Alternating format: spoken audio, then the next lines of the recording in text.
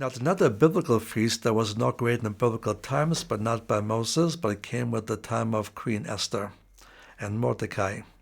And that is the Feast of Purim, the Feast of Lots. And basically, it commemorates the deliverance of the Jews from the hand of Haman. Now, the unique things about Esther is this. Try as you may, you will not find God mentioned anywhere in the book.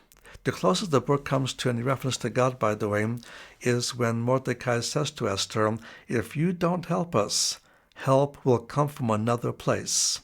Those two words, another place, is as close as book will come to any possible reference of God. There is no mention of him otherwise, not even a secret code of him. But the book of Esther shows us something about God's work. How God works providentially and not by means of direct intervention. And through most human history, even in biblical history, he does not work by direct intervention. He works by means of providence. And the book of Esther shows how that principle works.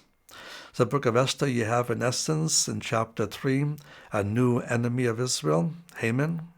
And because Mordecai won't bend his knees to him, Haman gets sore, mad, and angry.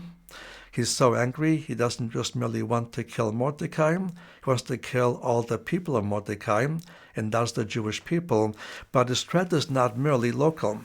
He said he wants to kill all the Jews of the Persian Empire, which would mean all the Jews of the world.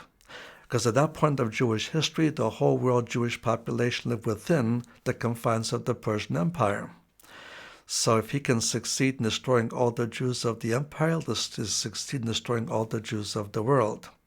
And he makes up his own plans and so on, but eventually God intervenes providentially.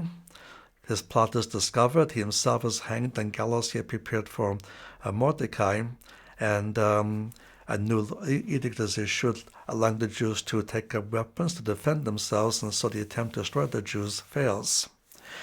But this is not merely a story of Jewish survival. It shows the principle of found in the Abrahamic covenant. In the Abrahamic covenant, God says, I will bless them that bless you, but him that curses you will I curse. Furthermore, in the Abrahamic covenant is another principle. I call it curse for curse in kind. Curse for curse in kind. What I mean by that is this. The way the Jew is cursed, God will then take the very same curse and apply to one doing the cursing. And I see a number of examples of this. For example, when in Genesis chapter 20, before Isaac was born, when Abraham lied about his wife Sarah, and she was taken away and put into the king's harem, that was to try to destroy the nation by keeping birth from taking place. So God cursed the house of Abimelech, and none of his women can give birth to children, in chapter 20, verse 18 of Genesis. That's curse for curse in kind. And you'll see other examples along the same line. Exodus chapter 1 is Egypt cursed the Jews by enslaving them, but then issuing the death of the sons of Israel. Every son that is born you shall cast into the river. Every daughter you shall save alive. And so the curse of Egypt was the death of the sons of Israel. And God now sends 10 plagues upon the Egyptians. And what's the last plague? The death of the firstborn son of every Egyptian family. That's curse for curse in kind. And when the Jews leave Egypt, in Exodus chapter 17, another nation called Amalek declares war upon the Jews. So verse 16, God declares war upon Amalek from generation to generation, curse for curse in kind. And when Saul becomes the first king of Israel, God tells him to destroy what's left of Amalek and spare them not, because of what they did to Israel 4 centuries earlier. Although the crime was 4 centuries old, God says, I mocked it down, it could not be forgotten.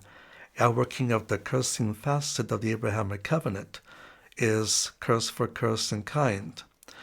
And that's what was experienced. And that's what we see in the book of Esther. And the very gallows Haman built for Mordecai, he himself was hanged upon them. And all the men who drew the swords ready to kill the Jews when that special day came, they were killed by the sword themselves. Curse for curse in kind. And the significance of the Feast of Purim is the principle of the Abrahamic covenant. I will bless those who bless the Jewish people. I will curse those that curse the Jewish people. And when I curse them, it'll be curse for curse in kind. And so the principle of the Feast of Purim is the Jews will always survive. Many will be killed over the persecutions, but they'll always survive as a people.